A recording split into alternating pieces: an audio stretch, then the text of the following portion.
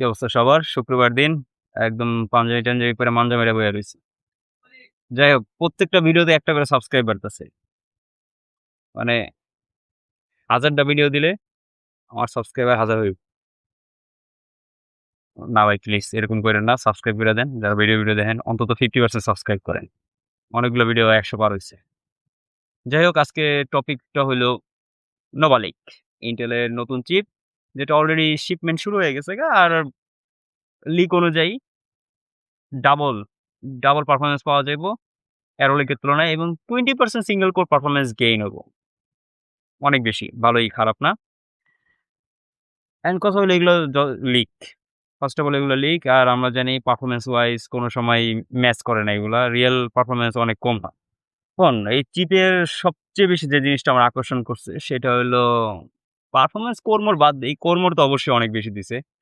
যেমন আগের কোর ছিল Arrow Lake এর কোর ছিল 24 এটা দিতেছে 52 তো বুঝতেই পারতেছেন কি পরিমাণ পারছে কোর। তো মেইন যে জিনিসটা খুব অ্যাট্রাকটিভ সেটা হলো নতুন একটা ক্যাশ দিতেছে ওরা BLLC। তো BLLC মানে হচ্ছে বিগ লাস্ট লেভেল ক্যাশ।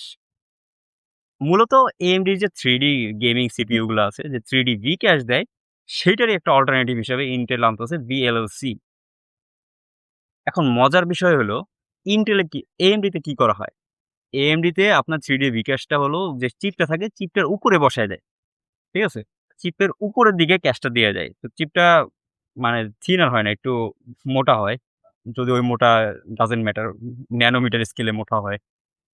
কিন্তু BLLC Intel যেটা করতেছে মানে উপরে না দিয়া পাশাপাশি দিতেছে। যেমন মনে করেন এটা আমাদের মেইন চিপ যেটা আমাদের কাজ করব।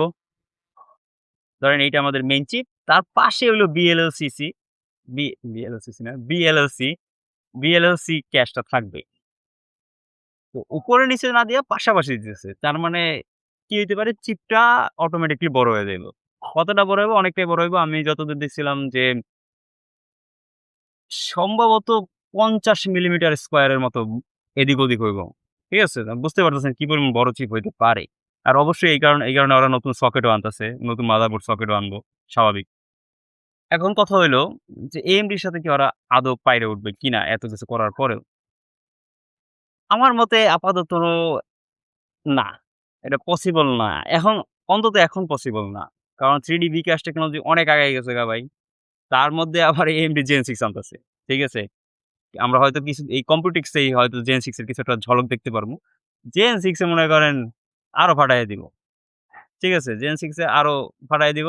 ফাও কথা কইয়া লাভ নাই। Intel হয়তো কিছুটা গেমিং এ কনজিউমার লেভেলে কিছুটা পার্সেন্টেজ পাইতে পারে যেটা এতদিন পায় নাই। কিন্তু 3D রে বিট করার জন্য BLLC র আরো অনেক টাইম দরকার।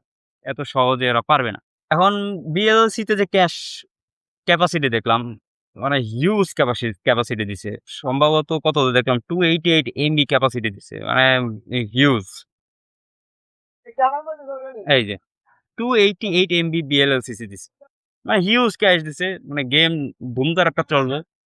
যদি আরকি সিপিইউ আসলেই ভালো হয়। এখন তো AMD র কোনো 3D বিকাশে এত পরিমাণ ক্যাশ দেওয়া হয় নাই। তো বুঝতেই পারতেছেন। যাই হোক দেখা যাক কি হয়। আম আমি একটু হোপে আছি। দেখা যায় Intel আদৌ একটু গেমিং পারফরম্যান্স এ ব্যাক করতে পারে কিনা। আজকে ভিডিওটা একটু খারাপ হইতেছে কারণ শুক্রবার দিন। আরো ভিডিও করতেছি মনে করেন একদম বিকালের টাইমে সবাই আসতেছে যাইতেছে। যাই হোক এটাই হলো নতুন নোভালিক BLLC 3D বিকাশকে ফাইট করার জন্য Intel নতুন একটা জিনিস লঞ্চ করতেছে। দেখা যাক এবার জামান ভাই কনভিন্স হয় কিনা Intel এ শিফট করতে। মনে হয় না। কারণ I don't think they gonna beat 3D Vcache that easily. তার মধ্যে আবার Gen 6 আইতাছে। See you in the next one. Bye.